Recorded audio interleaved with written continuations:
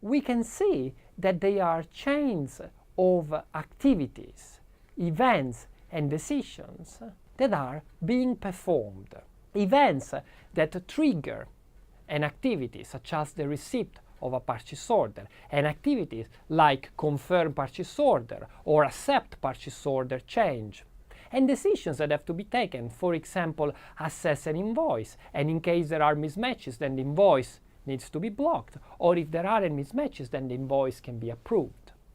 So these chains of events, activities and decisions involve a number of actors. They are both human actors, so the process participants, the human resources that participate in the execution of the process by actively performing the activities, such as a financial officer that matches an incoming payment with an invoice, or a warehouse worker that unloads the truck, or a sales representative that gets in touch with a retailer with regard to a particular purchase order.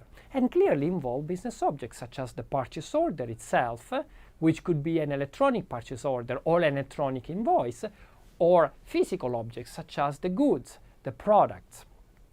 They are triggered by an event that represents a need, such as the customer arriving, representing the need for eating, right? For being entertained in a restaurant, or a purchase order that is received representing the need of a retailer to receive some goods. And these chains of events, activities and decisions lead to an outcome that is meant to be of value to a customer.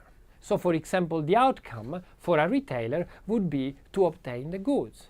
The outcome for a customer in a restaurant would be to eat well. So there are a number of business processes that are typically occurring in organizations. One of those is the order-to-cash process, also known as order fulfillment. And we've seen that in the context of the wholesaler. It's the process that involves the wholesaler and the retailer. The wholesaler receives a purchase order from the retailer, and this process completes once the wholesaler has shipped the goods to the retailer, meaning that the order has been fulfilled, so cash has been generated. So the dual of this business process is the procure to pay, also known as the purchase to pay business process. And again, we've seen this in the context of the wholesaler interacting with a supplier. It starts from the time a purchase order is issued and completes once the goods have been received. So the procure-to-pay process is a process that is performed in organizations in order to acquire resources like goods in stock for the wholesaler to be able to operate properly. Another example of a process that is very common is the application to approval process. This is typical in government agencies, but also in some private organizations. For example, this starts from the receipt of an application, like a loan application, and then it ends with the approval or rejection of the application.